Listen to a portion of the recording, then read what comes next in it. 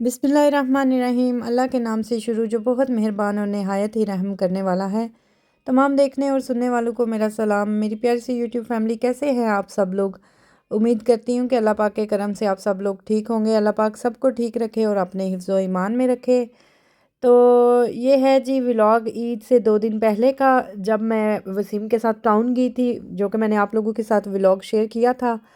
तो शॉपिंग जो की थी वो यहाँ पे नेक्स्ट डे आके मैं निकाल रही थी, तो सोचा चले वीडियो बनाऊँ, आप लोगों के साथ शेयर करूँ।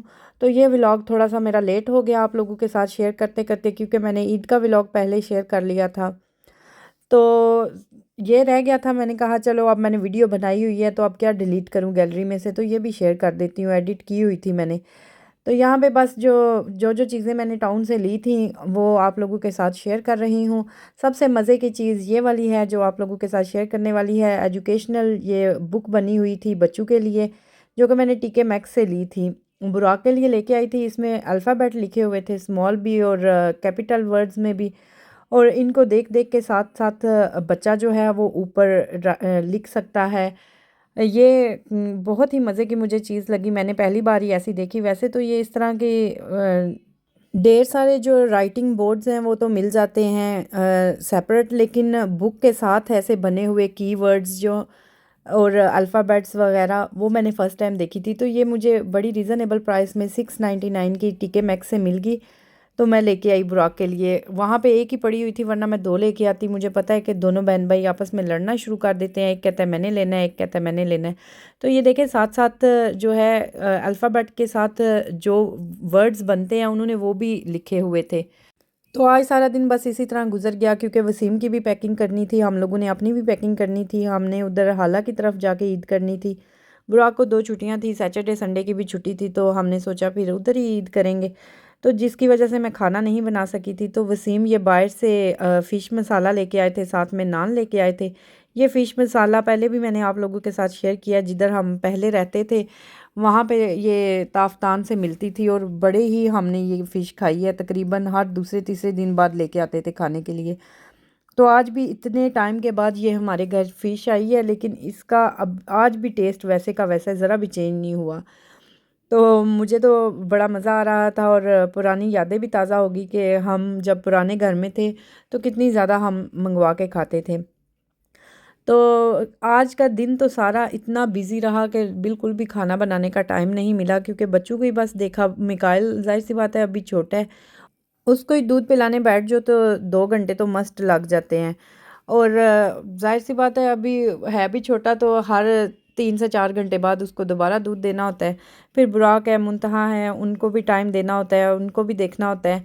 और यहाँ पे खाना खाने के बाद बच्चे जो हैं वो वसीम के साथ खेल रहे थे, क्योंकि सुबह वसीम ने पाकिस्तान चले जाना था। तो आज खूब बच्चों को इन्होंने टाइम दिया। बच्चों के साथ बच्चे ही बने हुए थे और इतना इन्होंने मेस किया हुआ था रूम में। लेकिन मैंने कहा चलें जितना टाइम गुजार लें वसीम के साथ, फिर जाहिर सी बात है इन्होंने पाकिस्तान चले जाना है और इतने दिन फिर मिस करते रहेंगे। तो आज लेट नाइट ही सोने का इरादा था, क्योंकि बुराक ने सुबह स्कूल भी नहीं जाना था। और हम लोगों का यही प्लान था कि हमने इकट्ठे ही निकलना है। 12 बजे सुबह के टाइम निकलना था, तो यही प्लान किया था कि रात तक सारी अपनी पैकिंग करके तो इकट्ठे निकलेंगे। वसीम एयरपोर्ट की तरफ निकल जाएंगे, किसी दोस्त ने इनको ड्रॉप करना था, और मैं जो हूँ बच्चों को लेके हाला की तरफ निकल जाऊँगी, क्योंकि वरना वसीम को जाता हुआ देख के इन्होंने बहुत रोना था और बहुत तंग करना था। तो इस तरह ये है कि ये भी बहुत ज़्यादा खुश थे कि हम सुबह नानो हाउस जा रहे हैं। नानो हाउस बस उधर बच्चों के साथ इनका बहुत ही ज़्यादा दिल लगा रहता है। मुकरम मोहित के साथ, नाया मेमा के साथ ये बहुत खुश रहते हैं। तो इनको मौका चाहिए होता है उधर जाने का। एक दिन नहीं गुजरता तो ये रट लगा लेते हैं नानो हाउस जाना है, नानो हाउस जाना है। तो हमें भी ये था कि चलो ज़्यादा से ज़्यादा टाइम उधर हमारा गुजर जाएगा, फिर वसीम को इतना मिस नहीं करेंगे। तो यहाँ पे इनकी बस अपनी ही शरारतें, अपनी ही खेल में मगन थे। और मैं बैठ के तो ये छोटे छोटे से क्लिप्स जो हैं वो सेव कर रही थी, कि मेमोरीज इनकी बना रही थी। और वेट कर रही थी कि कब ये सोएं तो कब हम मैं अपना काम फिनिश करूं, क्योंकि ढेर सारा काम था करने वाला। तो यहाँ पे बुराक के कपड़ों का मैं साइज़ ले रही थी। ये भी भेजना था, बुराक के कपड़े बनवा के मंगवाने थे वसीम के हाथ। तो यहाँ पे इसके कपड़ों का साइज़ लिया। इनको सुलाने के बाद ही सारे काम हो सकते हैं। जब ये जाग रहे हों तो हर काम में घुसते हैं। तो बस ये देखें मेरा ढेर लगा हुआ कपड़ों का, जो कि प्रेस करने वाले हैं, और साथ में वसीम की पैकिंग करने वाली है, अपनी पैकिंग करने वाली है। वो सारा कुछ आपको दिखाऊंगी कि कितना मैस था जो कि मैंने समेट के जाना था। और बच्चों के साथ तो आपको पता है फिर काम करना बहुत ही मुश्किल होता है। इजीली जो काम 10-15 मिनट में हो जाता है वो बच्चों के साथ घंटा डेढ़ लगता है। तो मेरी यही कोशिश होती है जब ये सो जाएं तो फिर आराम सुकून से किया जाए। तो ये देखें जी, वसीम की पैकिंग यहाँ पे मैं कर रही थी और साथ में वो साइड पे बच्चों के निकाल के रखे हुए थे, वो भी पैक करने थे। लेकिन काम है कि ख़त्म होने का नाम ही नहीं ले रहा था और ये सारा ही वाइंड अप करके ही सोना था। सुबह तो बिल्कुल कुछ भी नहीं होना था। सुबह उठ के बस यही है, बच्चों को नाश्ता करवाना था, उनको रेडी करना था और निकलना था। क्योंकि बच्चे भी 9-10 बजे ही उठते हैं, थोड़ा लेट ही उठते हैं, तो फिर टाइम भी थोड़ा था। मुझे पता था कि सुबह भाग दौड़ में ये काम नहीं होने और कितनी सारी चीज़ें बंदा जो है वो भूल जाता है। तो इसीलिए ये सारा रात को ही वाइंड अप करके सोना है। और तकरीबन रात के 1-2 बजे का टाइम हो चुका था और मैं यकीन करें इतना ज़्यादा थक गई थी, इतना ज़्यादा थक गई थी, क्योंकि एक दिन पहले टाउन भी हम लोग गए थे।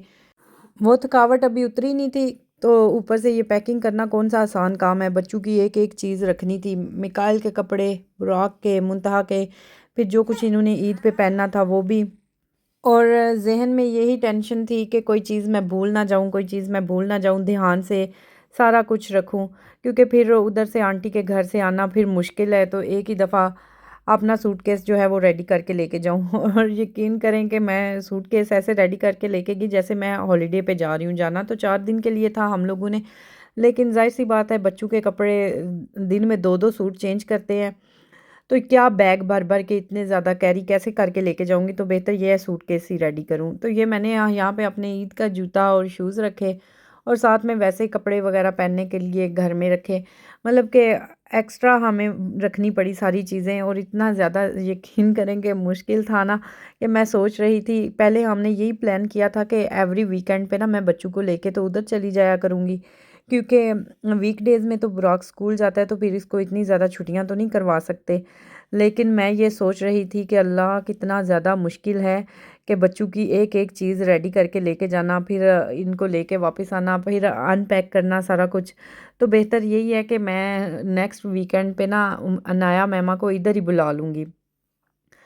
तो यहाँ पे तकरीबन रात के काम करते-करते मुझे 2-3 का टाइम हो चुका था। फिर ये लास्ट मेरा काम था कि वसीम के कपड़े रेडी कर रही थी, जो उन्होंने सुबह पहन के जाने थे, यही इस्त्री करने वाले रह गए थे। तो हमारे तो बिल्कुल रेडी थे। और साथ ये भी टेंशन थी कि कैसे मैनेज करूँगी छोटे बच्चों के साथ, कितना मुश्किल हो जाएगा।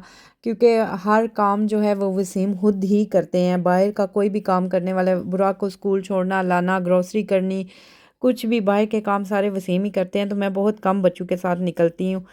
अगर कहीं जाना हो तो वो हमारे साथ ही होते हैं, तो फिर इजीली सारे काम हो जाते हैं। तो मैं सोच रही थी कि बेचारी जो सिंगल मॉम्स होती हैं वो कैसे मैनेज करती हैं। और यकीन करें कि 2 दिन में मैं इतना थक गई थी और आगे का सोच रही थी कि स्कूल कैसे मैं बुराक का मैनेज करूँगी, दोनों बच्चों को साथ ले जाके बुराक को छोड़ा करूँगी, फिर लिया करूँगी।